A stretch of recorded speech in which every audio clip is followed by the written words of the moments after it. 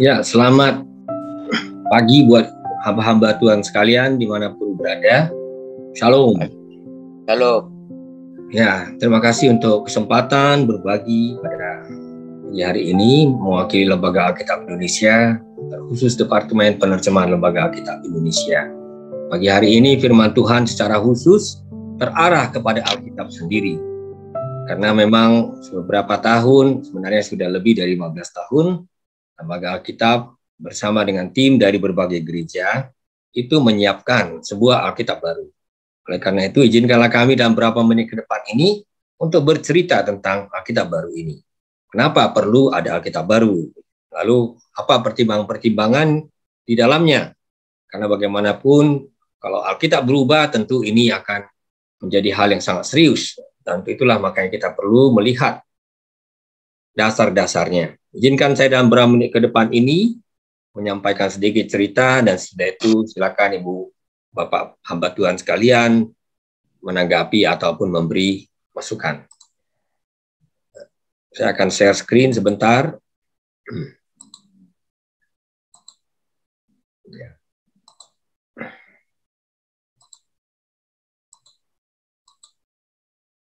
Ya, semoga ini udah bisa. Ya, ini dia. Saya sebut selintas pandang ya, karena ini bukan satu uraian yang sangat mendalam, yang teknis. Semoga tidak terlalu teknis ya. Ya, kita mencatat sebuah sejarah. Memang Alkitab itu dari zaman ke zaman perlu diperbarui. Sebagai contoh ya, ini terjemahan Injil Matius yang pertama di Nusantara. Hampir 400 tahun. Di situ penerjemahnya seorang Belanda menerjemahkan pohon ara sebagai pohon pisang. Nah, ini dia ya. Memang ini sangat kreatif, tapi kita tahu ini kurang tepat. Karena pohon pisang tidak ada di Palestina pada waktu itu, dan pohon pisang tidak berubah sepanjang zaman, panjang tahun, sehingga tidak bisa menjadi indikasi perubahan musimnya, seperti dalam Matius pasal 24 ayat 32 ini. Jadi contoh, andai kata terjemahan seperti ini tidak pernah diubah, maka sampai sekarang pun kita tidak akan punya pohon ara. Tapi yang kita akan terdapat dalam Alkitab kita adalah pohon pisang. Jadi kita ubah justru karena memang lebih tepat pohon ara. Nah, ini bandingkan saja ya betapa jauhnya antara pohon pisang dan pohon ara ini. Nah, lalu oleh karena memang dari 400 tahun lalu sampai sekarang ini ada beberapa terjemahan yang tidak ingin saya ceritakan secara luas karena itu terlalu berbobot masa lalu ya. Yang paling dekat dengan zaman kita itu sebuah terjemahan yang dikerjakan oleh pendeta Jerman, yaitu W.A. Bodel. Ketika dia menerjemahkan, karena dia orang asing, dia memanfaatkan juga dua tenaga Indonesia ya, yaitu Keluhu dengan Mas Sohor. Ini kayaknya orang Maluku ini. Nah, terjemahan Bodel digabung dengan terjemahan Klinker abad sebelumnya, ya. Karena memang terjemahan baru dalam bahasa Indonesia belum tersedia. Jadi dalam keadaan darurat, dua terjemahan ini digabung jadi satu. Muncullah yang disebut dengan Alkitab terjemahan lama. Sebenarnya Alkitab terjemahan lama itu bukan bahasa Indonesia. Semua Alkitab sebelum Alkitab kita yang sekarang dinamai Alkitab terjemahan baru, semuanya Alkitab berbahasa Melayu. Jadi terjemahan baru kita itu terjemahan bahasa Indonesia pertama di Indonesia, tentu sesudah kemerdekaan. Contoh soal saja, mungkin hamba-hamba Tuhan, khususnya yang sudah dari generasi yang sekarang usia sudah 60 ke atas, masih kenal terjemahan lama. Ya, bisa dilihat kalimat bahwa pada mula pertama dijadikan Allah akan langit dan bumi. Kita mengerti kata-katanya, tapi kita tahu bukan itu bahasa Indonesia sekarang.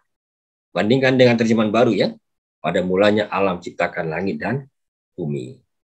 Ya, bumi belum berbentuk dan kosong. Nah, kalau di terjemahan lama, maka bumi itu lagi campur baur adanya, yaitu laut yang ketutupan kelam kabut. Nah, kita lihat dari segi bahasa maupun dari segi pengertian ada hal-hal yang diperbarui. Karena memang bahasa berubah dan juga pengetahuan kita tentang Alkitab tentu semakin bertambah. Apalagi sekarang ini dengan begitu majunya teknologi ya, sehingga perpustakaan itu bisa diakses dari manapun di seluruh dunia. Nah, kita lihat satu contoh lagi. dalam Alkitab terjemahan lama, itu dalam kitab Nabi Yesaya, itu ada kalimat yang janggal ya. Tiba-tiba ketika ada orang melihat dari menara, tiba-tiba orang itu berseru, seekor singa Tuhan. Ini singanya nggak tahu datangnya dari mana. Tiba-tiba ada hadir di dalam terjemahan. Nah, rupanya ini karena teks Ibrani yang digunakan itu memang memuat kata arye, artinya singa.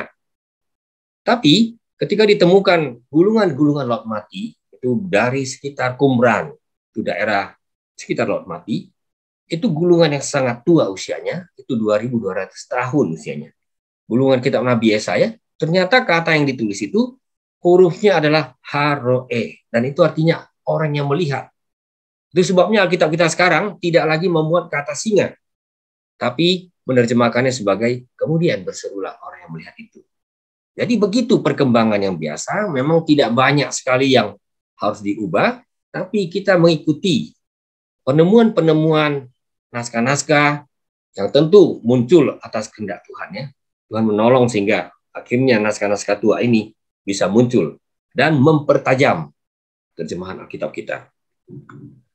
Nah, singkat cerita, ketika mau diterbitkan, bulan Juni tahun 1968, Lembaga Alkitab Indonesia mengadakan konsultasi. Jadi Alkitab ini adalah terbitan yang sangat serius. Itu beda misalnya penerbit terkenal di Indonesia ini membuat buku, ya begitu mau terbitkan, terbit saja, tidak perlu konsultasi. Kalau kita, karena ini adalah firman Tuhan, kita konsultasi dengan gereja-gereja. Termasuk di situ gereja dari berbagai latar belakang nih. Ada Pentakosta, Katolik, ada Calvinis, Lutheran, segala macam. Dan dari konsultasi ini kemudian muncul satu kesepakatan. Rupanya pada waktu itu gereja Katolik sendiri sudah menerjemahkan Alkitabnya sendiri. Tapi ketika melihat naskah yang dikerjakan lembaga kitab hampir rampung, dengan sangat legowo, tim lembaga Biblika, yaitu Katolik, memutuskan supaya terjemahan mereka itu tidak jadi terbit. Supaya Katolik dengan Protestan bergabung menggunakan terjemahan yang sama. Nah, sampai sekarang di Indonesia ini unik, ini yang pertama kali di dunia ini. Ya, di Indonesia ini Katolik, Protestan itu banyak sekali jenisnya, itu semuanya sama-sama menggunakan Alkitab, terjemahan lembaga Alkitab Indonesia. Tentu Katolik ada tambahan yang disebut dengan Deuterokanonika. Jadi itu momen bersejarah. Di seluruh dunia ini ternyata adalah terjemahan pertama yang bisa digunakan oleh gereja-gereja meskipun ajaran atau dogmanya berbeda-beda. Nah, sekarang kita sampai ke intinya. Kenapa Alkitab itu perlu diterjemahkan ulang atau diperbarui? Tentu alasan yang pertama adalah perkembangan bahasa. Alasan yang kedua tadi penelitian teks sumber, Ibrani, Yunani. Jadi penemuan gulungan naskah laut mati membuat kita meninjau lagi, melihat bagian-bagian apa yang perlu dipertajam. Ya. Lalu ada alasan ilmu tafsir, yaitu melihat makna teks itu apa sebenarnya. Kemudian ada alasan ilmu penerjemahan. Kita akan lihat contoh-contohnya ya. Nah, ketika kita mulai memperbaharui Alkitab, kita mulai dari ejaan. Alkitab kita yang sekarang ini, dalam edisinya yang pertama, 1974, itu masih dieja dengan sistem ejaan waktu itu. J itu ditulis dengan DJ. Masih seperti itu. C itu ditulis dengan TJ waktu itu. Ya, karena udah terbit ejaan yang disempurnakan, maka ejaannya mengikuti ejaan yang disempurnakan. Nah, sekarang ini bahkan sudah ada yang disebut dengan ejaan yang disempurnakan edisi kelima. Itu baru saja dikeluarkan oleh pemerintah Indonesia, ya. Dan itu kita pedomani. Memang hal kecil ya, misalnya Yesus berkata kepadanya titik dua, sekarang itu menjadi koma. Ya, walaupun ini kelihatannya hal kecil, sebaiknya kita mengikuti sistem ejaan yang terakhir yang dianjurkan oleh pemerintah kita. Lalu kata daripada, dalam Alkitab TB2 itu berarti edisi kedua terjemahan baru ini, nanti kata daripada itu kok hanya digunakan untuk perbandingan. Dan ditulis satu kata. Sedangkan kata daripada yang tidak berarti perbandingan, itu dihilangkan kata pada. Sebagai contoh, doa Bapa kami nanti akan berkurang satu kata. Dan janganlah membawa kami ke dalam pencobaan, tetapi lepaskanlah kami dari yang jahat. Ya, memang kata daripada kurang tepat di situ. Karena daripada itu hanya digunakan untuk perbandingan. Nah, ejaan juga ya. Memang kita sudah terbiasa dengan sorga, tapi ejaan yang baku itu adalah surga. Soal membacanya tentu bisa berbeda-beda wilayah-wilayah Indonesia ini ya. Ada yang bilang engkau, ada yang bilang engkau, ya terserah saja. Tapi tertulis memang sama, surga. Nah, begitu juga dengan korban dan kurban. Sebenarnya korban itu bisa punya dua arti. Yang pertama adalah persembahan. Yang satu lagi adalah objek atau manusia yang mendapat akibat dari suatu perbuatan. Bisa itu perbuatannya berupa kecelakaan, bisa juga peristiwa. Ya, misalnya kalau dikatakan kepada oleh Fir'aun ya memanggil Musa, pergilah persembahkanlah korban pada alam. Di sini rupanya kata yang lebih jelas, tidak ragu-ragu itu adalah kata kurban. Karena kurban itu hanya berarti persembahan. Jadi kalau misalnya katakanlah ada seekor domba, domba ini dipersembahkan pada Tuhan, itu pasti kurban. Tapi kalau domba ini ditabrak oleh mobil, nah itu pasti korban. Ya, ini orang-orangnya dulu, ya ini 20 tahun yang lalu ini kurang lebih. Ya, saya masih sangat muda waktu itu. Tapi begitulah waktu bergulir, dibutuhkan waktu lama sekali untuk memperbarui Alkitab ini. Dan di belakang itu Romo Martin Harun, sebelah kanan depan pinggir dekat saya ini adalah Profesor Romo Parera. Itu sudah meninggal dunia. Nah, kata-kata yang langka, misalnya dalam Alkitab itu ada kata ganja. Wah, ini kata ganja ini kami sudah tes. Tidak ada orang yang mengerti kata ganja dalam arti tiang bangunan. Semuanya mengertinya itu sejenis narkotika. Ya, ini ada dalam Alkitab kita ini. Ya, silakan dibaca ya, hamba-hamba Tuhan. Nah, ini tentu perlu kita ubah, kita ganti. Ketika mengganti, kami tidak hanya ganti kata, kami harus tinjau kembali bahasa Ibrani. Apa bahasa Ibrani? Rupanya katanya yang saya beri cetak tebal itu adalah kata koteret. Dan itu rupanya tiang. Maka kata ganja dalam Alkitab TB2, terjemahan baru edisi kedua, akan hilang sama sekali. Itu diganti dengan kata tiang. Bisa juga kata balok, tergantung pada konteksnya. Apalagi contohnya? Perkara. Nah, sekarang ini kata perkara itu lebih sering dalam arti kasus di pengadilan. Ya, padahal kata perkara dalam bahasa Melayu dulu itu artinya hal, sesuatu. Dan di Malaysia, saya juga konsultan yang menolong atau membantu lembaga kita Malaysia. Di Malaysia kata perkara masih tetap umum. Misalnya perkara besar, perkara kecil, ada hal besar, hal kecil. Gitu. Tapi di Indonesia perkara makin lama makin berarti kasus. Lalu kita mau ubah ini, kita lihat lagi bahasa Ibrani-nya. Rupanya Higdil Adonai La'ashot.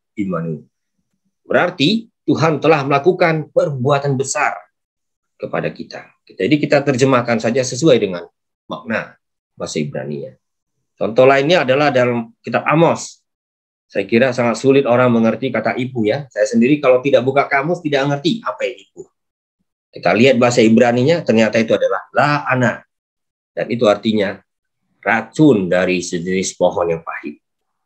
Jadi kita sesuaikan dengan maksud teks sumbernya. Nah, contoh dari Perjanjian Baru kita bisa ambil kata menghamirkan. Rasa-rasanya orang sekarang sangat sulit mengartikan kata menghamirkan. Ya.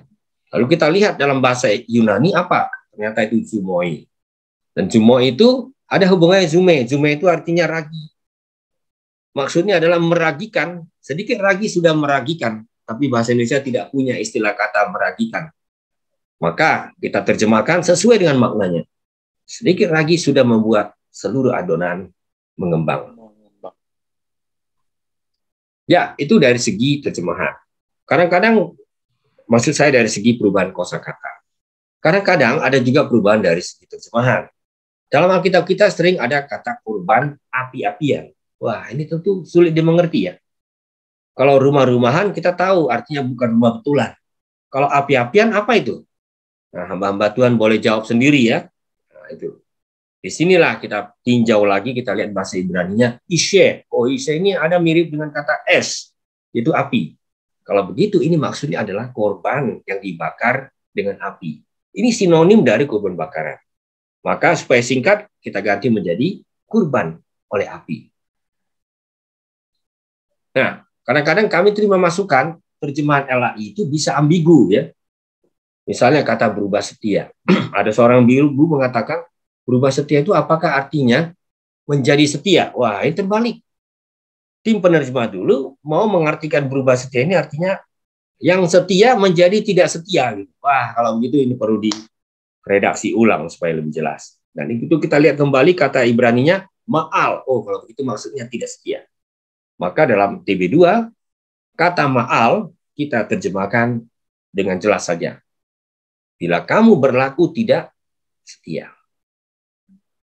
Nah, kadang-kadang terjemahan yang ada pada kita sekarang ini tepat, tapi terjemahannya termasuk terjemahan yang bebas, dinamis ya, ya hampir-hampir seperti parafrasa. Dan itu kita tinjau ulang. Misalnya ini khotbah Yohanes Pembaptis, bertobatlah, berilah dirimu dibaptis, dan Allah akan mengampuni dosamu. Dari segi arti tepat.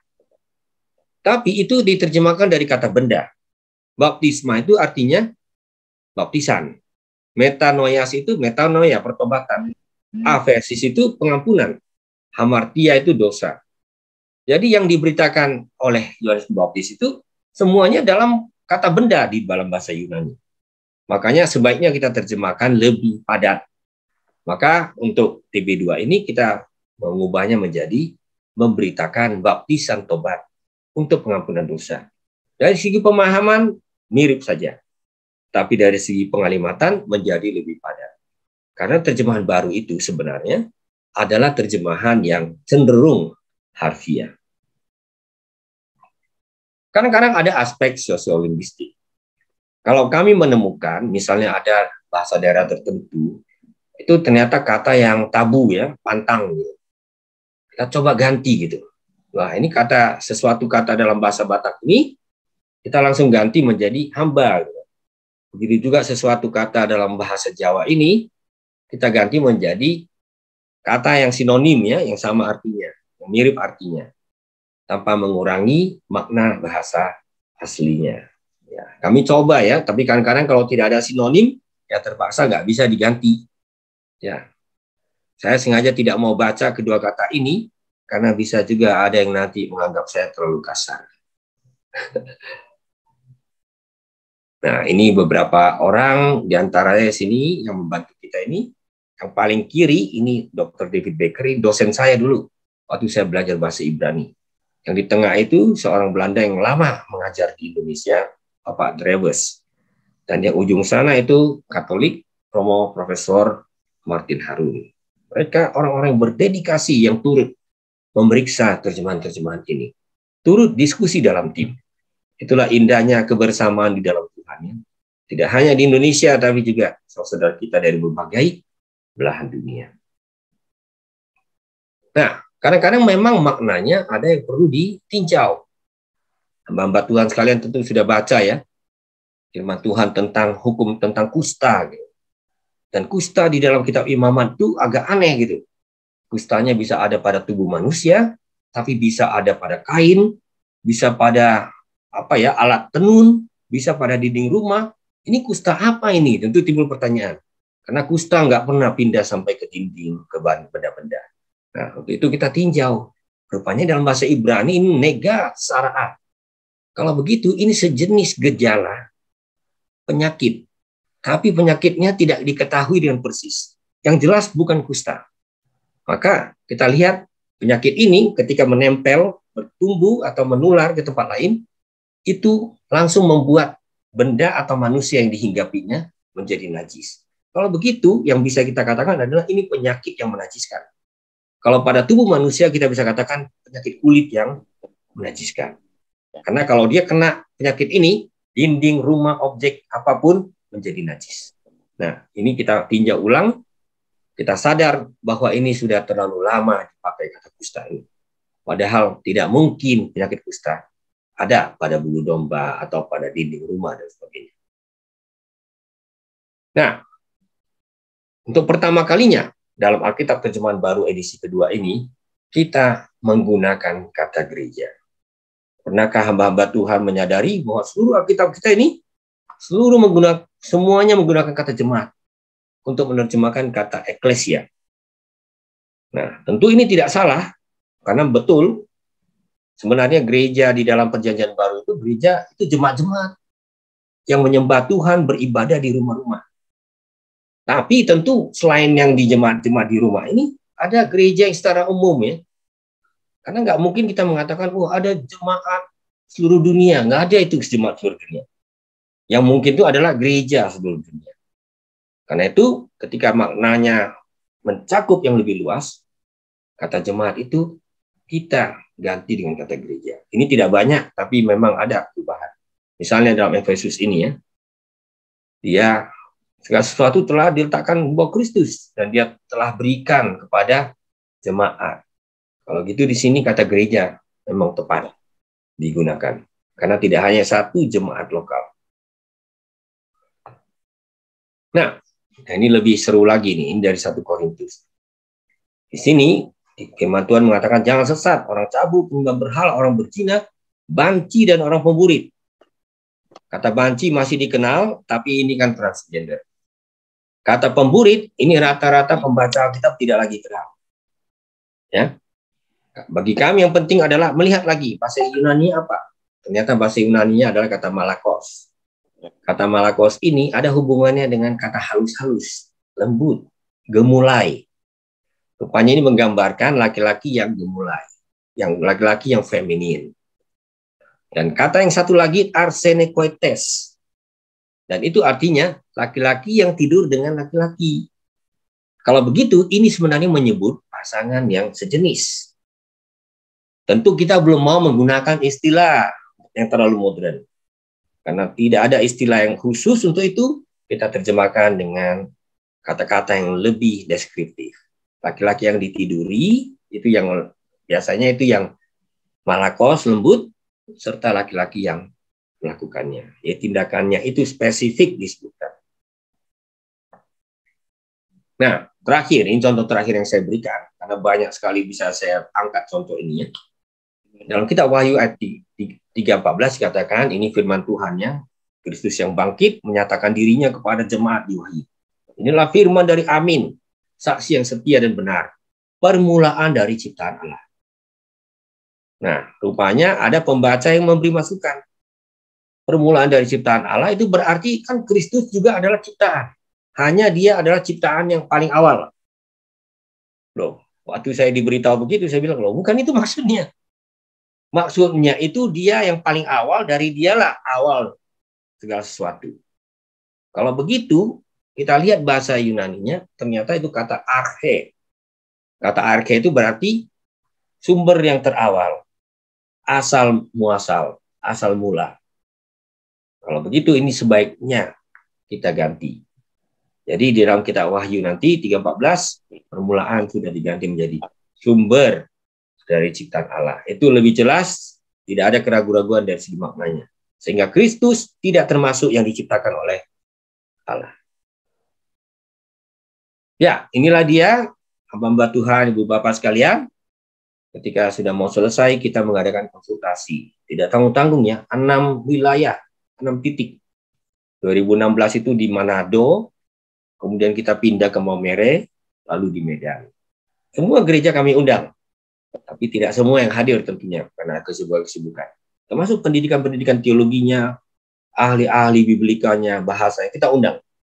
Seberapa yang bisa hadir di wilayah-wilayah ini, kita syukuri. Dan masukan-masukan ini tentu sangat berharga, kita olah. Tahun berikutnya kita adakan di Jogja, Jayapura, dan Pontianak. Dan ini memuncak di konsultasi nasional 2018 ya. Kira-kira 4 tahun yang lalu. Itu di Kinasi Resort, Caringin. Ini dihadiri oleh pimpinan lembaga gerejawi ya, misalnya ya, katakanlah Ketua Umum PGI, PGLII, PGPI, ya, semua kita undang. Uskup-uskup, ada 5 orang uskup hadir, 4 orang diantara yang bahkan ada doktor Biblika, kitab suci. Ya, dan ini dibuka secara resmi. oleh Menteri Agama Republik Indonesia, Bapak Lukman Hakim waktu itu. Nah, ini dia hamba Tuhan, proses yang sudah bergulir lama sebenarnya ya. Kira-kira 20 tahun kalau saya hitung secara konkret gitu ya. Pelan-pelan. Kenapa pelan-pelan? Karena dalam menerjemahkan Alkitab tidak ada kata buru-buru. Ini firman Tuhan harus dipertanggungjawabkan. Kita menerjemahkannya dengan melihat ulang bahasa aslinya. Bahasa Ibrani, bahasa Aram, ada bahasa Aram sedikit itu di kitab Ezra, kitab Nehemia, bahkan ada satu ayat dalam kitab Yeremia itu dalam bahasa Arab. Kita tinjau kembali, lalu dalam perjanjian barunya kita menggunakan teks bahasa Yunani. Demikian sharing dari kami, Lembaga Alkitab Indonesia. Semoga ini menjadi berkat. Saya kembalikan kepada host kita. Terima kasih, Pak. Terima kasih, Pak Pendeta. Baik, Bapak Ibu boleh mengajukan pertanyaan dengan chat di room chat ini, atau Bapak Ibu boleh mengangkat tangan seperti Pak Pendeta Hendrik Timadius ini. Jadi nanti yang minta baru saya kasih kesempatan.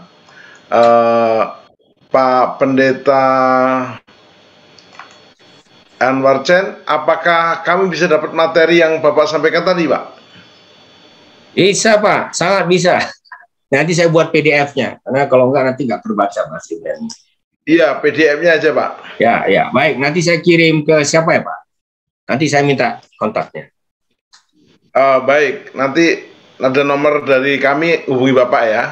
Ya, baik, baik. Terima kasih, Pak. Baik. Thank you, Pak Pendeta.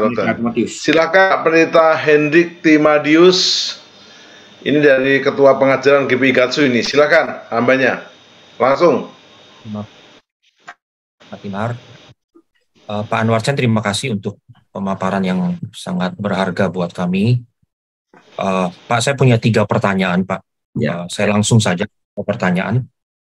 Yang pertama, Bapak bisa tolong jelaskan perubahan yang sangat signifikan di dalam Matius 21 ayat 28 sampai 32, perumpamaan tentang 2 orang anak ya.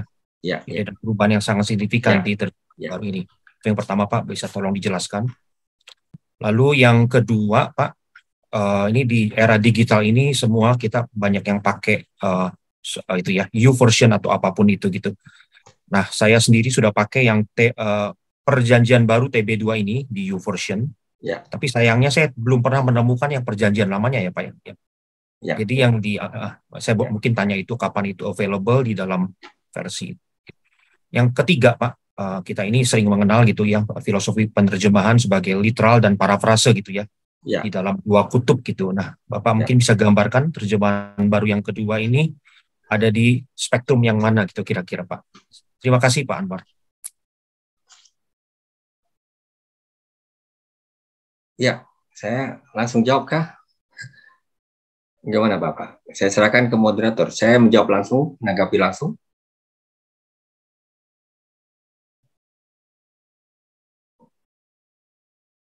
Ya, belum di mute, masih di mute itu, Pak. Atau saya minta izin dulu. Karena yang mengarahkan diskusi, ya baik. Baik, saya jawab dengan yang urutan terbalik ya, dari yang paling belakang dulu. Ya, terjemahan baru pada dasarnya adalah terjemahan yang harfiah. Ya, tapi dia tidak terlalu harfiah. Karena kalau terlalu harfiah... Suaranya tidak kedengaran, Pak. Oh, begitu? Sangat jelas, Pak, suaranya. Silakan, Pak. Baik. Ya, terjemahan baru itu mulai dari edisi yang pertama 1974 maupun yang sekarang diperbarui itu cenderung terjemahan harfiah. Ya, dia hanya tidak harfiah sejauh perlu. Ya, misalnya kalau ada kata-kata yang dianggap tidak cocok, misalnya kalau kita terjemahkan harfiah, salah satu kalimat di dalam bahasa Ibrani di Kitab Keluaran itu bunyinya akan seperti ini. Inilah dia anak-anak yang keluar dari paha Yakub. Nah, itu kan harfiah banget tuh. Saya rasa kita pasti tidak mau terjemahan. Padahal ini maksudnya adalah inilah dia keturunan Yakub. Nah, seperti itu. Ya. Jadi kita negosiasinya seperti itu. Misalnya lagi doa Bapa kami. Kalau harfiahnya doa Bapa kami bunyinya adalah berilah kami pada hari ini roti kami. Nah, Saya ingin tanya ini, hamba-hamba Tuhan, kita mau minta roti atau minta yang lain? Harusnya roti, tapi karena roti tidak sama maknanya. Kalau di Israel itu makanan pokok. Kalau kita di Indonesia sampai sekarang pun, bagi saya minimal ya, itu masih snack gitu. Jadi saya tidak mau minta roti, hanya snack dari Tuhan, minta yang pokok gitu. Nah, karena itulah lembaga kitab memilih terjemahan yang umum.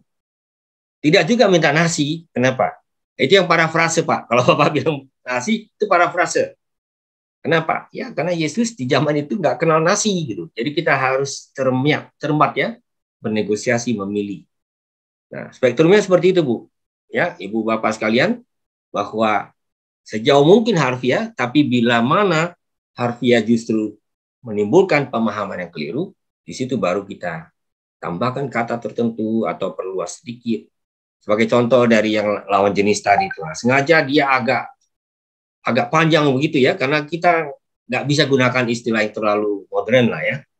Nah, jadi seperti itu metode kita. Dan lihat bagaimana kami mengubah yang Markus 1:4 itu. Itu terjemahan yang sebenarnya sangat dinamis ya. Tidak salah, artinya memang itu, tapi dia terjemahannya nggak karakter TB gitu. Ya.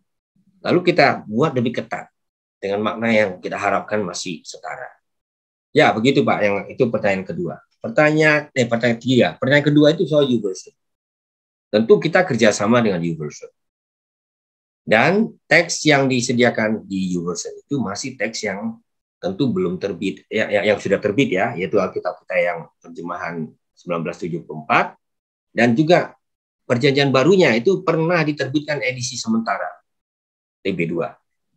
Waktu itu saya yang juga menjadi konsultannya ya, baru pulang masih segar sekali rasanya ya, 1997 itu ya, 18 tahun yang lalu kira-kira bukan 18 tahun lalu, 28 tahun yang lalu.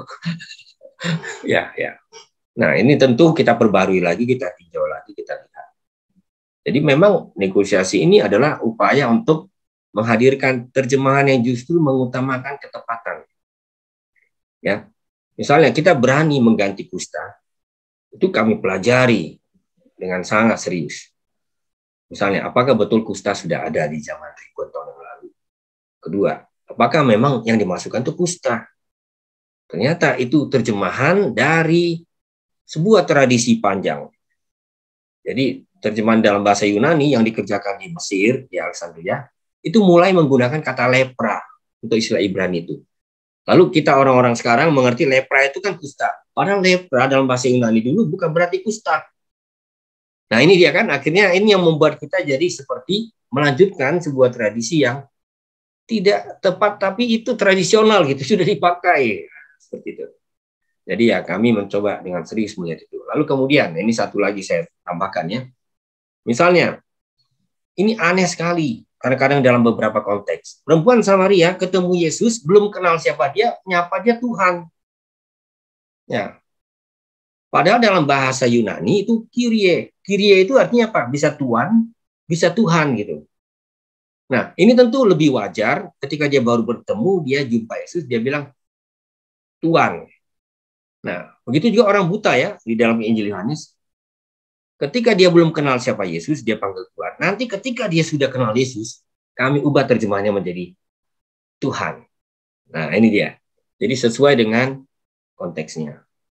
Ya, jadi begitulah cara kita melihat itu dengan serius, kata demi kata, konteks demi konteks. Nah, yang Bapak tanyakan itu pasti Bapak aware ya, karena ini ada di dalam Perjanjian Baru edisi kedua ya Pak Pendeta Hendrik ya. Memang itu kita kalau menerjemahkan mengikuti tradisi-tradisi teks terbaik. Jadi kita memanfaatkan teks-teks yang dikerjakan para ahli naskah Alkitab sedunia. Itu di bawah naungan lembaga-lembaga Alkitab sedunia, United Bible Societies. Dan di situ, di edisi terbaru, urutannya berubah. Kalau di edisi kita yang sekarang adalah gini ya, Bapak itu pergi kepada anak sulung. Kan gitu. Anak sulungnya mengatakan ya, tapi tidak mengerjakan. Ya kan? Nah, kemudian Bapak itu pergi kepada anak yang berikut. Anak itu mengatakan tidak, tapi kemudian dia melakukan. Mana yang dibenarkan? Yesus katakan yang melakukan. Kan seperti itu ya. Nah, memang teks ini lebih mudah dimengerti. Karena anak sulung itu kita bayangkan sebagai orang Yahudi. Si sulung. Ya kan? Sudah ada firman Tuhan mengatakan ya, tapi kemudian ternyata tidak melakukan.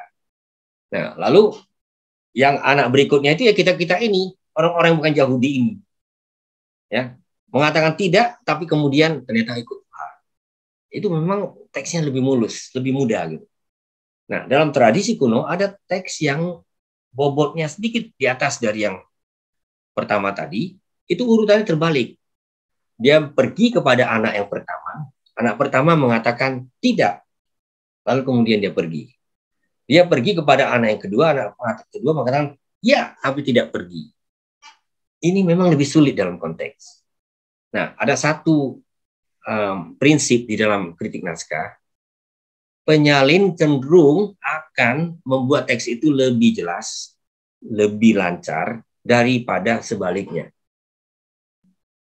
Penyalin akan cenderung menambah daripada mengurangi.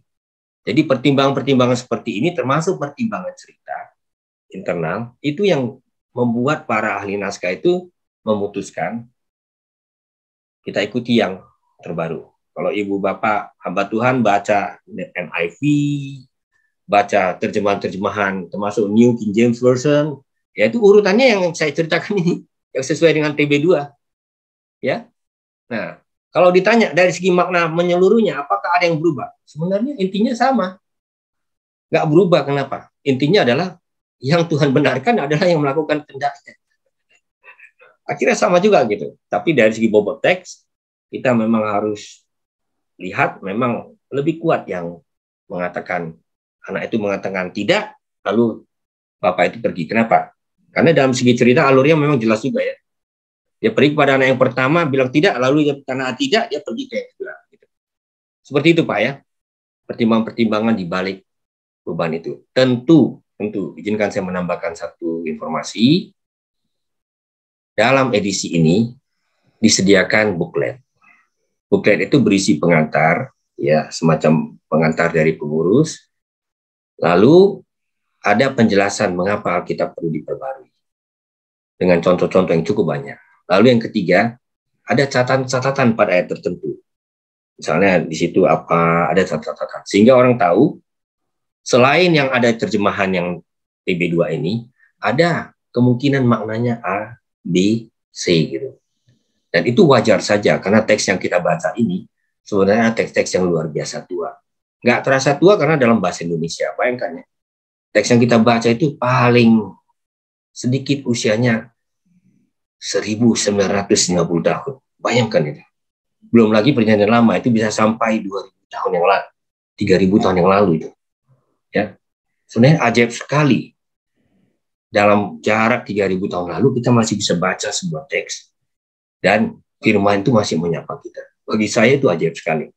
Nah, inilah prosesnya, tapi kita jujur dengan situasi-situasi mengenai penyalinan teks. Yang kadang-kadang memang bisa ada variasi-variasi. Pak, ini saya harap penjelasan yang tidak terlalu rumit bagi rata-rata hamba Tuhan, tapi semoga juga bisa memberi semacam pencerahan ya mengenai situasi yang kompleks yang terjadi di belakang layar. Ya, begitu Bapak Pendeta. Terima kasih Pak Pendeta Anwar Chen. Terima kasih Pak Hendrik untuk pertanyaannya. Apakah ada lagi pertanyaan Bapak Saudara? Boleh di chat dan boleh langsung. Materi udah dikirim di chat ya oleh stafnya Pak Anwar Chen. Jadi Anda tinggal klik. Biasa yang nggak bisa klik, Anda masukkan nama dan WA, nanti akan dikirim di grup PHTS.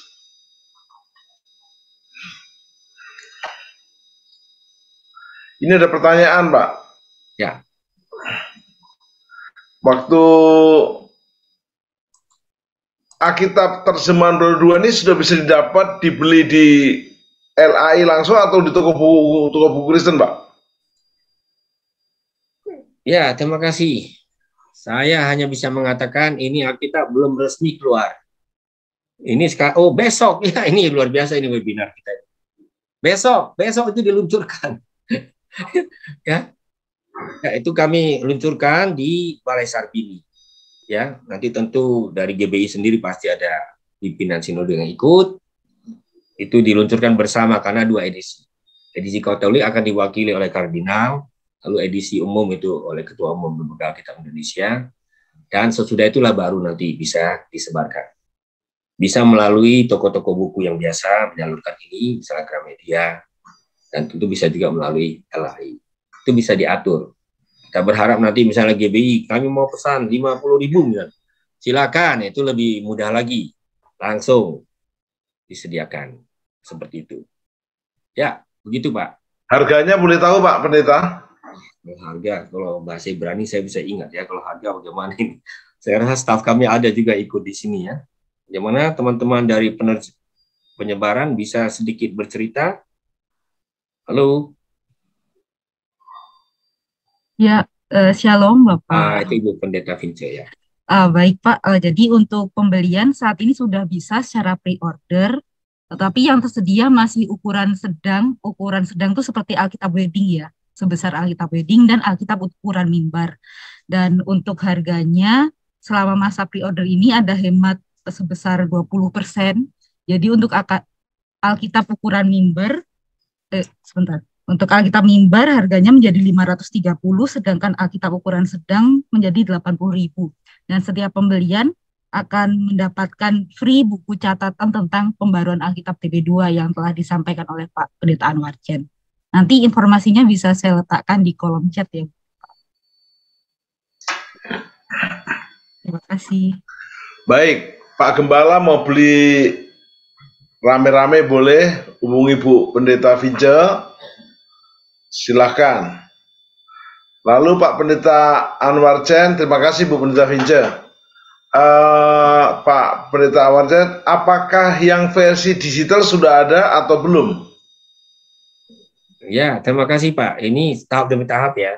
Kita biasanya mulai dulu dengan yang cetak, ya, sebelum kita ke arah digital ya. Karena kita ingin jemaat menyambut kehadiran Alkitab ini dulu dalam bentuk yang tercetak. Begitu prosesnya. Jadi kalau proses digitalnya saya kira masih tahap berikut.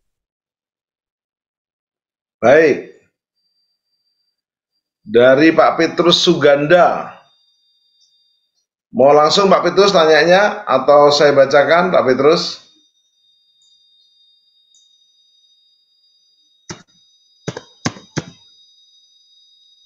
Oke, beliau masih tutup kamera.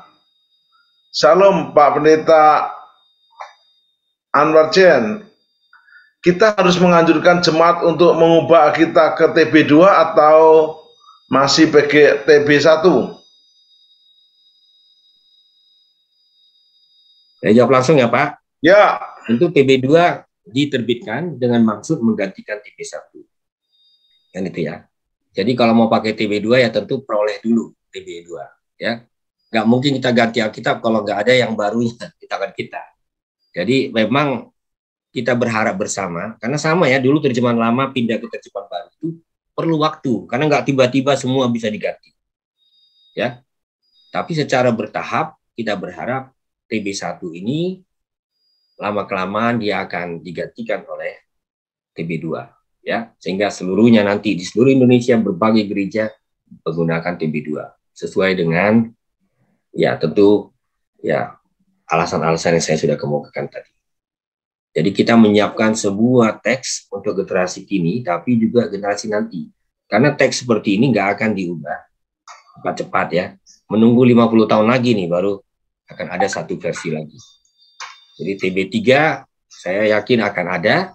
Waktu itu saya yakin juga saya sudah tidak ada.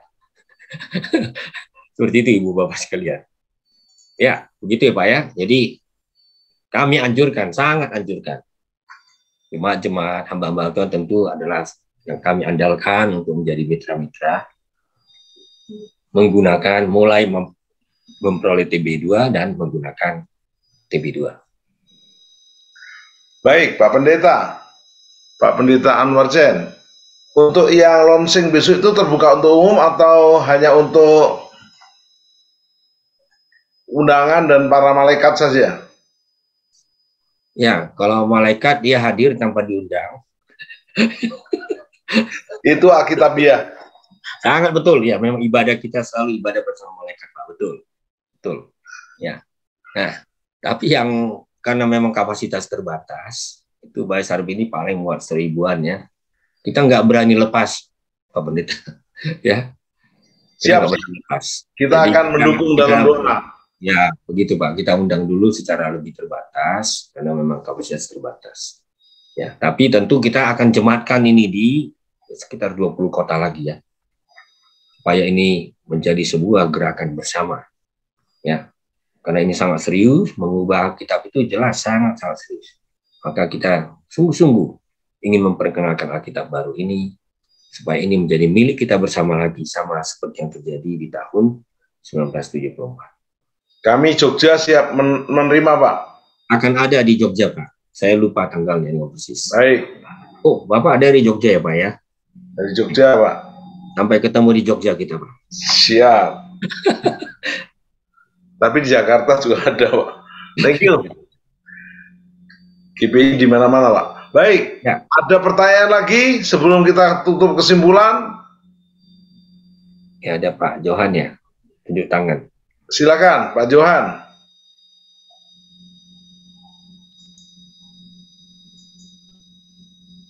Oh, harus di mute. Masih sudah saya buka. Silakan. Boleh langsung. Ya, silakan. Ya. Baik, terima kasih Pak Anwar. Saya mau tanya, kalau terjemahan di Alkitab Android itu kan ada bahasa Indonesia masa kini, versi mudah dibaca, dan lain sebagainya, itu dari LAI bukan itu, Pak? Oh ya, terima kasih Pak Pendeta Johan. Itu bahasa Indonesia masa kini ya dari LAI. Itu satu terjemahan yang dinamis. Dan memang tujuan semula untuk menerbitkan terjemahan itu adalah menjangkau kaum muda, karena bahasanya kan lebih mengalir, lebih ringan, gitu ya. Ya, kalau jemaat mau pakai untuk mimbar, keperluan mimbar, ya boleh saja, tapi memang biasanya bukan itu yang dipakai menjadi Alkitab untuk pengajaran, khotbah, ya. Itu seperti Alkitab untuk menolong pemahaman pembacaan bagi yang kaum muda sehingga mereka akrab dengan isinya. Kalau yang versi mudah dibaca itu tergantung, memang LAI pernah terbitkan juga. Tapi ada juga versi lain. Karena itu salah satu cara melihatnya apakah ada logo Lembaga Alkitab Indonesia di terbitan tersebut, baik yang cetak maupun digital. Itu yang bisa saya katakan, Pak ya.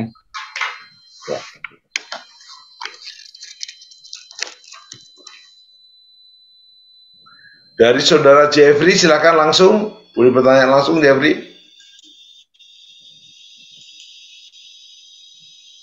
Silakan.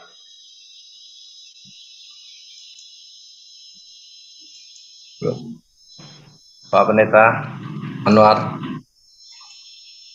Selamat siang, Pak. Ya, saya sudah chat tadi, Pak. Apakah terjemahan baru ini bisa dikategorikan dengan merubah isi Alkitab, karena memang seperti tuduhan daripada agama lain itu Alkitab itu sudah dirubah katanya. Nah, apakah ini benar? Padahal sebenarnya kan bukan merubah, karena memang selama ini juga apa yang sudah dikhotbahkan para hamba-hamba Tuhan dari teks yang lama itu, apakah ini salah, Pak? Karena menyampaikan firman Tuhan itu berbeda dari teks aslinya. Apakah ini salah, Pak? Dosa gitu ya? Kira-kira bagaimana, Pak? Tolong dijelaskan. Oh, terima kasih Pak Jeffrey. Ini pertanyaan yang maha serius. Ya, serius, setuju saya, ini maha serius. Ya, sebenarnya sering ada salah persepsi, salah paham, terutama dari umat beragama lain ya. Alkitab Ibraninya, Yunaninya nggak tiap tahun kita ubah, tiap abad kita ubah. Kan kita bergerak dari teks sumber. Kan gitu, Pak. Ya. Itu yang menjadi jaminan bagi kita gitu ya. Teks sumber itu stabil ya. Walaupun ada sedikit yang kurang jelas ya, karena ini udah salinan ribuan tahun yang lalu, kadang-kadang huruf R dengan huruf D bahasa Ibrani itu Mirip gitu. Yang satu agak siku, yang satu agak mulus. Hanya itu. Jadi kalau disalin-salin terus ribuan tahun ya wajar aja ada sedikit perubahan. Gitu. Nah, itu yang bisa mempengaruhi terjemahan. Tapi itu, waduh, tidak sampai 1%, sedikit sekali.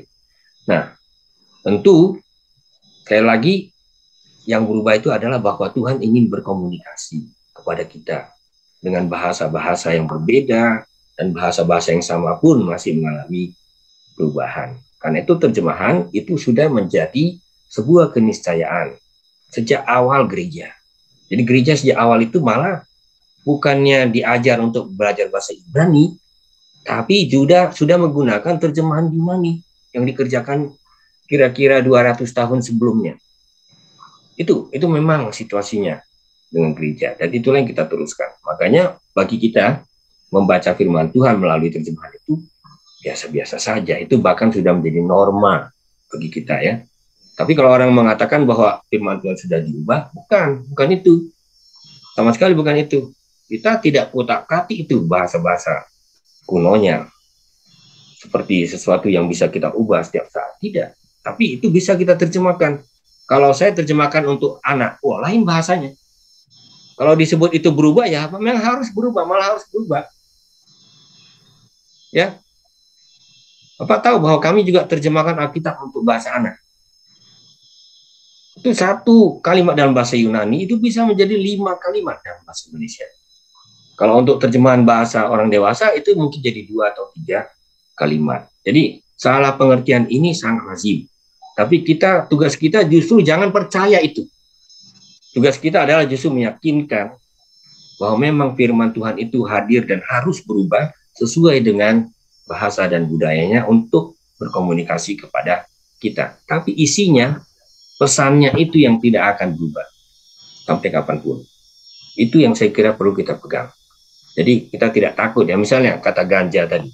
Loh, katanya berubah, tapi maksudnya kan sama. Dulu kata ganja itu bagian dari bangunan. Sekarang kata ganja sudah lain maksudnya. Makanya kita harus sesuaikan dengan yang sekarang. Supaya jangan salah pemahamannya.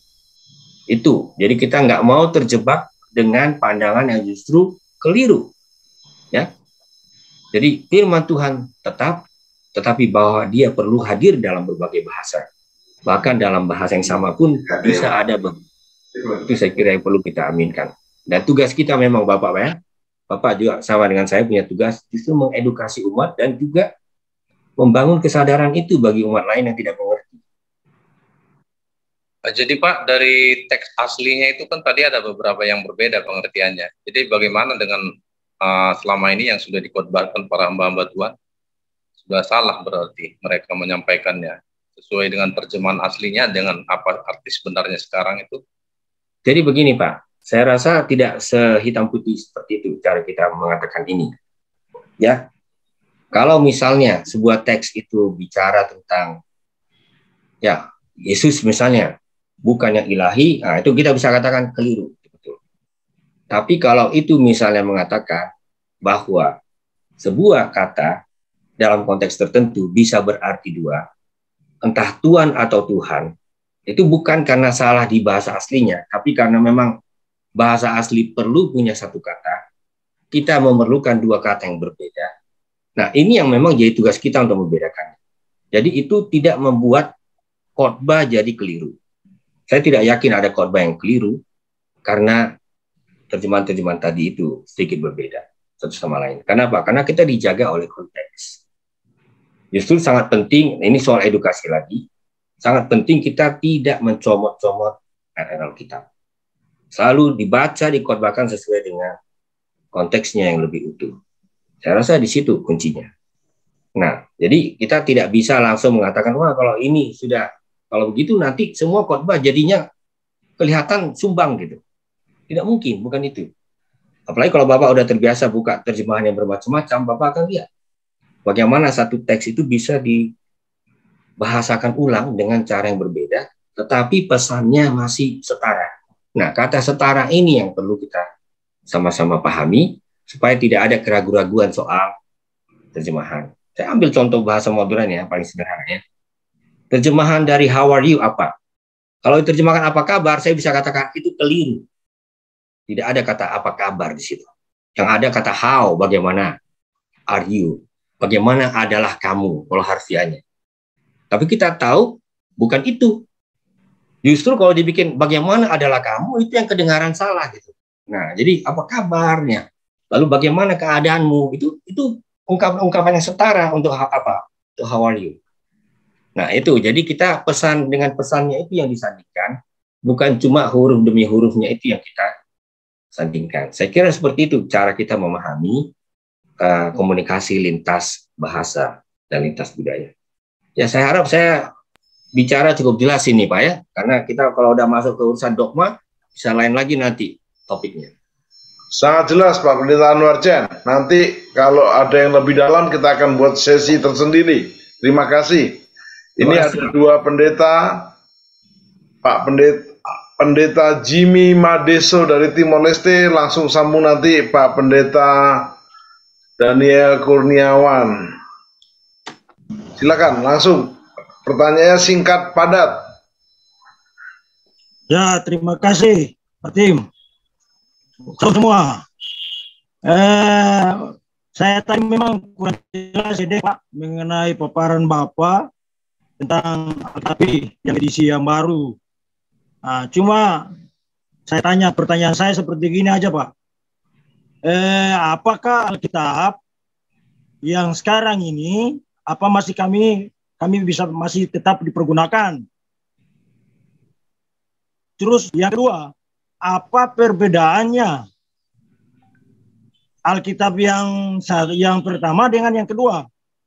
Karena tadi pemaparan Bapak saya kurang jelas karena jaringannya kurang terlalu bagus.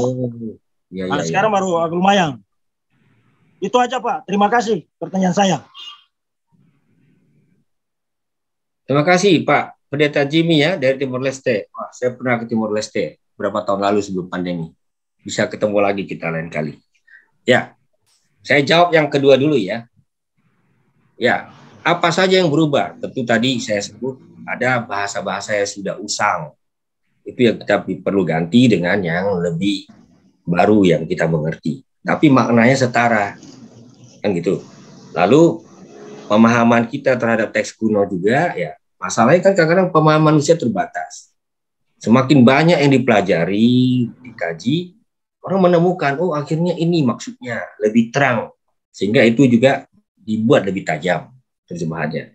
Nah, bahan yang saya persiapkan tadi itu bisa saya buat PDF-nya nanti saya share. Bapak bisa lihat contoh-contohnya. Misalnya tadi kata ganja. Saya rasa sangat susah orang sekarang mengerti kata ganja dalam arti lain kecuali narkoba. Makanya kita ganti kata ganja itu dengan kata balok atau kata tiang sesuai dengan penggunaannya. Itu Pak contohnya ya. Jadi jelas TB1 tentu berbeda dengan TB2. Nah, lalu bagaimana tentang Alkitab yang TB1 ini? Tadi juga sudah saya jawab. Kita dalam sebuah proses untuk menggantikan Alkitab. Dan itu persis terjadi seperti era yang lalu ya. Dulu kita menggunakan Alkitab terjemahan lama, itu bahasa Melayu. Lalu kita pindah ke terjemahan baru, mulai tahun 1974. Itu kan nggak mungkin jemaat tiba-tiba nggak pakai Alkitab. Mereka tetap gunakan Alkitab terjemahan lama sampai ada terjemahan baru. Baru itu digantikan. Ya, dan ternyata sesudah beberapa tahun, sekarang terjemahan lama itu betul-betul jadi terjemahan lama. Orang tidak pakai lagi, orang pakai terjemahan baru. Ini proses yang wajar saja dalam proses bergulirnya sejarah seperti itu. Ya, begitu Pak. Semoga ini cukup jelas. Ya, terima kasih Pak. Terima kasih. Silakan hambanya Daniel Kurniawan. Ya, shalom Pak Anwar. Ya, senang bisa ketemu lagi. Yang pertama kita ketemu waktu seminar Alkitab di Untak, Pak. Walau Zoom. Oh, ya. Ya, saya mau tanya itu kalau boleh tahu, itu menurut proses, saya dengar itu ada dalam menerjemahkan Alkitab ada yang perjanjian lama itu ada namanya Masoretic Text sama namanya Dead Sea Scrolls gitu. Nah, kalau boleh saya tahu, gimana LAI ini memilih untuk pakai teks yang mana nih, pakai Dead Sea Scrolls atau berdasarkan DSS atau pakai Masoretic Text. Karena saya pernah dengar dari misalnya Mazmur 22 ayat 19 ayat 17 itu kan di situ ada kata-kata mereka menusuk ke tangan dan kakiku. Nah, saya pernah dengar satu penjelasan tuh LAI pakai terjemahan yang benar kalau di sini karena menusuk ke tangan kaki karena saya lihat ada terjemahan bahasa Inggris yang pakai kata-kata itu as a lion, jadi kata-katanya itu kayak kalau masuk akal. Jadi saya penasaran itu bagaimana proses LAI itu memilih naskah yang dipakai untuk perjanjian lama gitu Pak. Itu sih Pak. Terima kasih Pak. Ya, terima kasih. Ini pertanyaan dari Pak Pendeta Daniel Kurniawan ini termasuk sudah teknis ini. Tapi baik kita ketahui bersama. Jadi, Dead Sea Scrolls itu tidak diikuti mentah-mentah. Karena kita tidak langsung, wah setiap kali yang naskah laut mati, itu pasti benar. Bukan itu. Kita justru cenderung mempertahankan teks Masoret. Karena itu teks yang sudah disalin berabad-abad oleh orang yang sangat tekun, sampai huruf-hurufnya itu dihitung. Setiap kitab mereka tahu huruf tengahnya apa gitu ya. Saking begitu seriusnya. Tapi yang namanya manusia menyalin-nyalin dan itu sudah ribuan tahun bisa muncul variasi.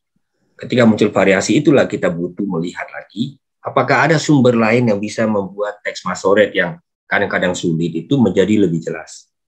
Jadi posisi LAI adalah mengikuti teks Masoret sejauh mungkin. Ya. Tapi kalau sudah betul-betul teks Masoret sendiri tidak lagi bisa memberi terjemahan yang cukup jelas, baru kita lirik.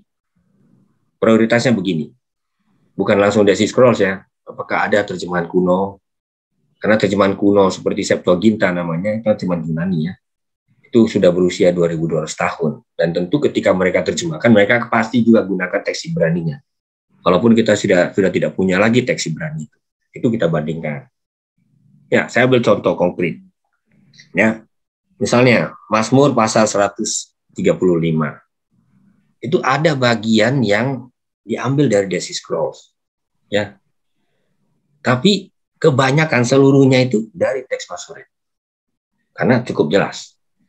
Nah, tentu bukan hanya Dead Sea Scrolls yang kita bicarakan. Kita bicarakan juga soal sumber-sumber kuno yang lain. Saya kira pertanyaan ini lebih ke arah soal apakah ada sumber-sumber lain juga yang perlu kita perhatikan ketika kita menerjemahkan Alkitab. Termasuk diantaranya yang bisa saya katakan, yang saya ingat ya, Kejadian pasal 4 ayat 8, ya kisah Kain dan Habel. Kalau teks Masoret hanya mengatakan, Wayomer, kan gitu ya, Kain el Hebel, Akev. Berkatalah Kain kepada saudaranya, ya kita terjemahkan adiknya, saudaranya. Ya kan? Lalu nggak ada katanya gitu. Apa isi dari berkatalah? Karena kata Wayomer itu biasanya artinya berkatalah lalu ada isinya. Nah, lalu kita lihat rupanya ada di Taurat Samaria kata-kata itu yang sekarang diterjemahkan di teks kita ini, mari kita ke padang.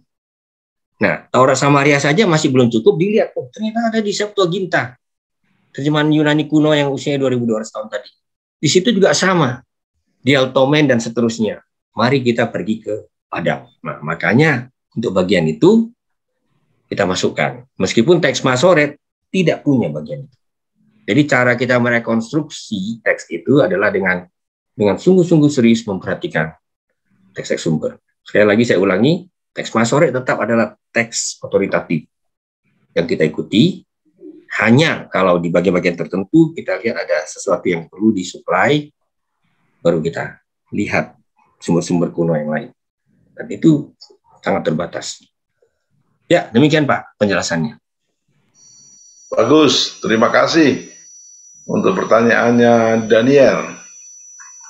Ini ada yang di chat Pak Pendeta Anwar, saya bacakan ya. Chat yang pertama adalah, kapan edisi digitalnya bisa dibeli?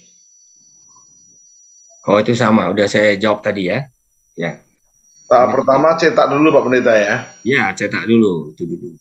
Karena memang sekarang banyak jemaat tidak bawa Holy Bible Pak, membawa Holy Pun. Begitu. Bahkan banyak pendeta sekarang khotbahnya bukan pakai Holy Bible Pak. Pakai apa? Holy Pun. Begitu ya, luar biasa. Tapi saya masih punya Alkitab Pak Pendeta. Oh, syukur. Puji Saya Tuhan. selamat. Ya, saya pikir orang sekarang sedang menggunakan Alkitab. Iya. Pertanyaan kedua Pak Pendeta. Saya bacakan ya. Dari Tony Saputra. Saya bacakan. Karena dia tutup kamera. Ya, ya. Pak Pendeta Anwar Chen, apa yang harus dilakukan dengan Alkitab yang sudah tak terpakai karena rusak atau lecek?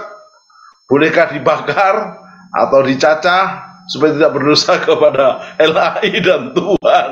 Yang pasti jangan divideokan ya. Silakan Pak Pendeta. Pertanyaannya cerdas nih. Bagus sekali. Syukurlah, bagi kita Alkitab adalah buku yang betul-betul penting bagi kita adalah firman Tuhan yang terbaca dari Alkitab itu. Jadi kalau mediumnya mengalami peluruhan, wajar-wajar saja. Itu justru menunjukkan itu sesuatu yang tidak kekal. Tapi firman di dalamnya itu yang penting bagi kita. Ya, karena itu izinkan saya bercerita sedikit dari segi orang Yahudi. Orang Yahudi di sinagoga itu kan punya salinan-salinan, gulungan-gulungan naskah Ibrani ya. Nah, ketika salinan-salinan ini sudah mulai kabur atau mulai rusak, naskah yang rusak itu nggak boleh dipelihara, ya, tidak boleh dipakai lagi. Maka mereka masukkan ke dalam sebuah tempat penyimpanan yang disebut dengan geniza. Ya, dengan kata lain, naskah itu tidak dibuang tapi disimpan saja. Kan seperti itu. Saya rasa itu bisa menjadi sebuah contoh bagi kita. Ya, nggak perlu juga ekstrim, misalnya itu harus dibuang, kecuali di rumah kita koleksinya sampai mencapai 1000 gitu. Kalau masih hanya 5-10 Alkitab ya biar aja. Ya, sampai sekarang aja bayangkan, saya pernah kunjungi satu rumah keluarga ya dari seorang warga jemaat gitu, masih ada loh terjemahan lama. Terjemahan lama yang terbitan tahun 50-an itu masih ada itu di lemarinya. Nah, nggak apa-apa toh. Sayang kok dicacah, biar aja di situ. Kapan-kapan dibaca juga masih bagus, ya kan? Jadi saya rasa wajar sekali semuanya itu seperti itu ya. Ya, jadi nggak perlu khawatir kalau ibu bapak punya Alkitab, kalau sudah rusak ya berarti saatnya untuk mempunyai Alkitab yang baru. Masih kedengeran? Bisa jelas? Jelas ya, angkat jempol. Pak Pendeta, ini dari Pak Lukman Perwibarito. Pak Tim, kapan di-download di semacam bisa kita lihat di Android dan sejenisnya? Maka saya ada lagunya. Mungkin lusa atau di lain hari, begitu. Bisa saja nih Pak Timotius. Maksudnya kita menyinggung Bapak biar cepat-cepat kita Ya, minta ya. detailnya. Beli juga nggak apa-apa Pak Pendeta. Ya, mengerti. Ya. Karena memang semua pakai digital sekarang. Ya. Yang setuju segera digital angkat tangan, coba ayo. No, semua Pak angkat tangan. Yang angkat tangan nggak dikasih loh ya. Katakan. Beli apa? Bagus. Baik. Pak Moderator, boleh tambah 2 pertanyaan Pak Moderator? Boleh. Tanya Pak Edward dulu, Pak Anwar. Saya kan hanya moderator. Pak Anwar boleh? Ya, boleh. Tapi saya lihat ada juga yang ngangkat tangan ini. Ya, Boleh. saya serahkan Pak kepada Bapak. Jeffrey cepat. Nanti Pak Pendeta Diben dari Papua teman saya dan Heni Narwastu Musija. Tapi tolong buka kamera ya. Thank you. Terima Pak kasih Jeffrey. Dengan seksama. Pak Anwar, saya mau bertanya lagi karena ini Pak Anwar ini teman saya waktu di Medan Belawan nih Pak, waktu masih sama-sama bujangan sama Pak Sadikun. Ya. Jadi Ya. saya mau tanya nih Pak, di dalam Alkitab itu saya lihat ada tanda kurung Pak, itu untuk menjelaskan apa di dalamnya? Apakah tambahan atau apa? Dalam kurung itu dibuat dalam kurung di Alkitab ya. Saya sering lihat perhatikan ada tanda kurung Pak. Nanti coba dijelaskan. Yang kedua, apakah saya punya jemaat itu apakah dia selalu komplain karena kita nggak bawa kitab yang tertulis di buku itu karena kita pada bawa baca lewat HP. Jadi ya katanya berdosa, ini harus bawa Alkitab semua, harus bawa firman Alkitab tertulis. Ini yang di elektrik ini katanya dosa, nggak boleh. Untuk menjelaskan seperti itu gimana Pak? Ya, langsung aja Pak ya. Ya. Singkat ya supaya ada juga kesempatan buat yang lain.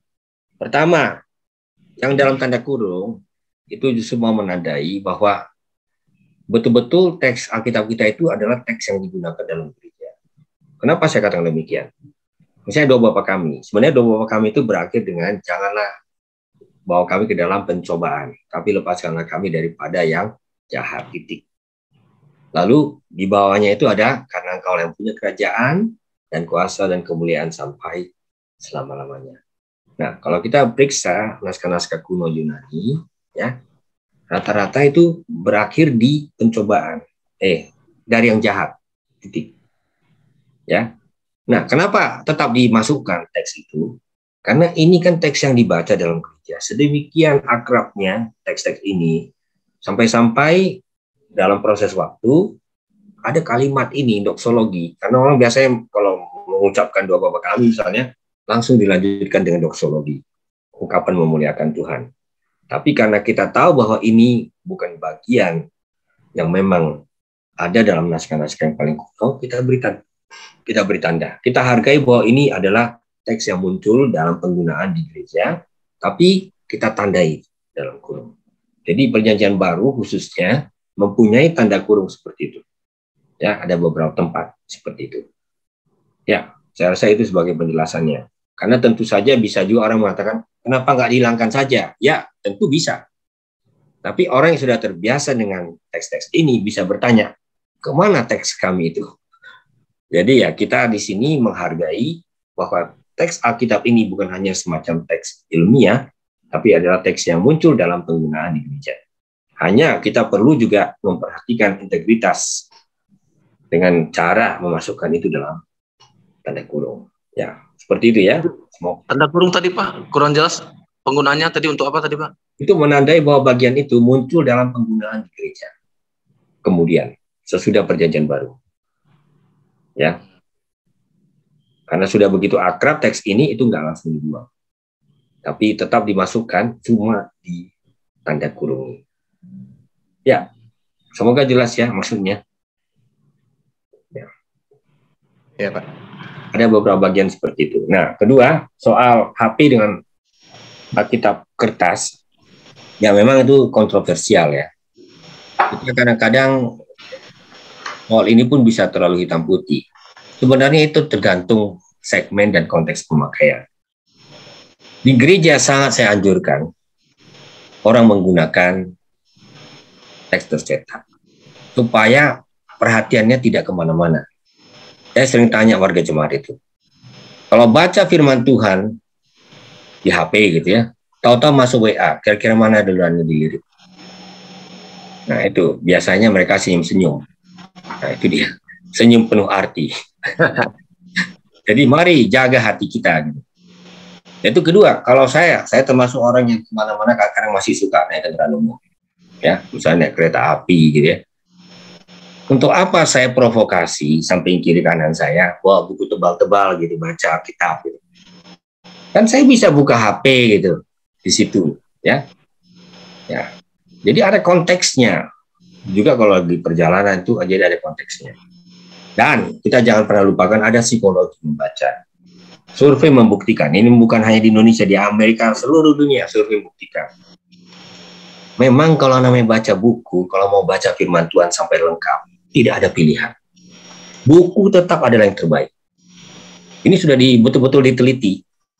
Ya, bisa dihitung dengan jari berapa orang. Nggak usah Alkitab dulu ya. Baca katakanlah sebuah novel menarik, dia baca cuma di tab dari awal sampai akhir. Hampir nggak ada itu.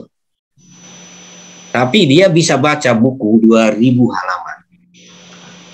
Roman 2000 halaman kertas. Jadi mari menarik ya, rupanya begitulah manusia. Awal-awalnya sangat menarik, sangat efisien, sangat mudah, tapi ketika udah proses membaca natural, rupanya sama gitu. Kita tetap lebih suka yang dimana tangan kita turut memegang gitu ya. Semua terlibat di dalamnya. Jadi ini sudah disurvei, makanya sekarang muncul satu paradigma baru. Rupanya cetak tidak akan mati. Kesimpulan yang malah kami peroleh justru sesudah tahu ada survei seperti itu di Amerika. Cetak tidak akan mati. Tentu akan digantikan oleh suplemen-suplemen tertentu, tapi tidak akan mati. Karena orang tidak akan mau baca buku setebal 1000 halaman hanya seluruhnya digital. Menarik nggak? Kalau ada luar biasa itu betul-betul manusia digital. Mungkin abad ke-22 nanti itu. Itu cara saya mengatakannya ya, sama sedikit berseloroh. Ya, yang mana Pak? Jadi mari kita akui dua-duanya bisa kita pakai. Cuma di gereja memang baik juga kritik kita dengar itu. Sebaiknya di gereja bawalah Alkitab. Atau minimal gerejanya menyediakan Alkitab. Ya, setuju ya Pak Jeffrey ya, teman saya ya. Jadi kalau gereja Bapak belum sediakan Alkitab ya, silakan pesan TB2. Sediakan seluruhnya. Ingat, Rabu depan jam 10 jadwal sama wali kota, kepala desa, gubernur, cancel, ada PHTS Menara Doa, hanya 2 jam saja. Sebelum Pak Anwar Chen memberi konklusi dan doa penutup, saya mewakili pendeta ini. Kalau ada pendeta Pak Anwar Chen, dia khotbah di mimbar pakai Holy Phone, bukan Holy Bible. Etikanya gimana Pak Pendeta? Secara lembaga Alkitab. Karena kalau jemaat kan disarankan pakai buku Alkitab supaya nggak terganggu. Pendeta juga Pak, apalagi kalau telah diterima, telah dikirim transfer sekian, bisa terganggu juga lah Pak. Mohon maaf sekali, silakan. Ini jeritan hati. Ya, terima kasih Pak. Lembaga Kitab Indonesia itu menghargai perbedaan-perbedaan kebijakan, tradisi. Tapi berhak menganjurkan, ya. Ditidurin. Aduh, putar lagi dong. Karena memang kami juga mengadakan survei ya. Ada, saya ingat berapa tahun lalu itu, sebelum pandemi itu pernah ada beberapa focus group discussion. Dan dari situ kami peroleh gambaran yang kami katakan tadi, kalau untuk keperluan di gereja, mari gunakanlah kitab cetak. Karena memang itu yang secara simbolik pun paling baik. Ya, paling representatif lah. Nah, jadi kalau kami sifatnya menganjurkan, karena menghargai otonomi dari masing-masing sinode, ya. Jadi kita mengharapkan juga demikian. Kalau memang pendeta mau pakai phone, sebenarnya ya, mungkin dalam konteks yang sangat ekstrim bisa kita mengerti. Tapi kalau itu secara reguler kami anjurkan, pakailah Alkitab yang biasa. Ya, dengan demikian kita bisa menjadi sebuah teladan bagi jemaat-jemaat kita. Untuk keperluan yang lain, silakan mau menyapa umat setiap pagi atau apa. Begitu banyak yang sekarang sudah tersedia bagi kita. Namun saya tidak bisa memberi komentar lebih daripada itu. Karena pada akhirnya lembaga kitab betul-betul menyadari ada kepelbagaian di antara kita. Demikian Pak. Saya kira saya sudah memberi jawaban yang bisa disebut mewakili posisi LAI dalam penggunaan yang berbeda-beda ini. Ya. Kalau saya Pak, supaya saya aman, dua-duanya saya pakai Pak Pendeta. Ya, itu juga bagus, bisa. Karena gini, ada kelebihan dari teks digital, bisa dibesarin. Ya, baik. Kan itu juga. Jadi ya, semoga kita bisa dengan... Misalnya, mari kita buka Holy Bible dan Holy Phone kita, begitu. Ya, cuma memang ya istilah Holy Phone itu menarik ya. Saya tidak tahu di mana ada Holy Phone ya. Itu pun kalau di handphonenya ada Alkitabnya, kalau nggak ada bukan Holy Phone Pak. Itu. Baik, sebelum ditutup Pak, ada satu lagi, mohon maaf nih, dari Pak Haryo, Gembala di Bekasi. Salam Pak, kalau sudah terlanjur beli Alkitab TB1 sebanyak 20 eksemplar baru, apa bisa tukar ke TB2, tukar tambah begitu? Oh, tukar tambah begitu. Wah, ini sudah masuk ke arah marketing kami ya. Kalau ada di antara kami yang hadir bisa beri jawaban. Kalau saya melihat ya begini, saya katakan tadi ada sebuah tahapan proses ya. Jadi ya bukan berarti tiba-tiba semua TB1 itu seperti dilarang beredar gitu. Nggak pernah ada begitu ya Pak. Ya, jadi tetap bisa dipakai, namun ya, mari kita mulai menggunakan juga TB2 dan secara berangsur akan menggunakannya sebagai Alkitab untuk gereja-gereja Indonesia. Nah, untuk jawaban tadi itu memang saya sendiri belum terpikir ya. Nah, jadi saya lebih baik jujur aja itu. Itu pertanyaan yang bagus. Itu bagus gitu ya. Ya. Baik Pak Pendeta, silakan konklusi langsung doa penutup Pak Pendeta. Ya, terima kasih. Jadi pada dasarnya apa yang saya sampaikan panjang lebar ini sebenarnya prinsip utamanya adalah Sang Firman. Pada mulanya adalah Firman, Firman itu adalah Allah sendiri. Dan Firman itu sudah menjadi manusia. Kalau harfiahnya itu sudah menjadi daging, saks. Ya. Nah, kita sudah melihat kemuliaannya. Dan sebenarnya inilah penerjemahan tertinggi yang dilakukan oleh Allah supaya dia bisa dimengerti oleh manusia sepanjang zaman berbagai budaya. Ini terjemahan yang paling tinggi, nggak ada lagi yang lebih tinggi dari itu. Jadi yang kami lakukan ini adalah mengikuti jejak dia. Ya, selalu berani menjadi Allah yang tidak berubah tapi sekaligus berubah demi umatnya. Dan itulah yang saya yakini merupakan prinsip utama di balik semua terjemahan yang ada di dunia ini. Termasuk juga di dalam terjemahan baru yang sebentar lagi edisi kedua akan. Tapi saya rasa itu yang paling penting supaya kita jangan pernah lupakan prinsip-prinsip yang paling mendasar. Terima kasih, Pak Pendeta. Mohon doa penutup Pak Pendeta. Mari kita bersatu dalam doa. Kami bersyukur padamu ya Roh Kudus, karena Engkau yang telah menginspirasi hamba-hambamu di sepanjang zaman. Di antara hamba-hambamu bahkan begitu banyak yang kami tidak kenal namanya. Kami tanganmu bekerja membimbing mereka. Sehingga kami Tuhan melalui satu proses yang begitu panjang. Firman-Mu disampaikan, dituliskan, disalin, disebarkan, dituliskan, disalin, diterjemahkan. Dari abad ke abad sampai ke bumi Nusantara ini. Dan kini kami bersyukur kembali melihat seluruh perjalanan itu bersama dengan Engkau. Kalau bukan karena Roh-Mu yang menuntun semuanya itu Tuhan, tidak mungkin kami bisa mempunyai Alkitab. Dalam bahasa yang menyapa kami, dalam bahasa yang menggugah kami, supaya hidup kami senantiasa dituntun oleh kebenaran-Mu. Karena kami bersyukur untuk semua proses yang terjadi di berbagai dunia ini. Ada terjemahan yang makin lama akan semakin usang. Tapi seperti Engkau sendiri yang menerjemahkan dirimu, supaya kami selalu bisa mengerti siapa Engkau dan apa rencana-Mu yang teragung bagi hidup kami. Demikian pula kami berharap itu cabang sekali main agar firman-Mu itu kembali menyapa kami melalui terjemahan-terjemahan yang diperbarui, bahkan melalui terjemahan yang sama sekali baru dalam berbagai bahasa, bahasa Indonesia, bahasa-bahasa daerah, dan juga dengan menggunakan berbagai media.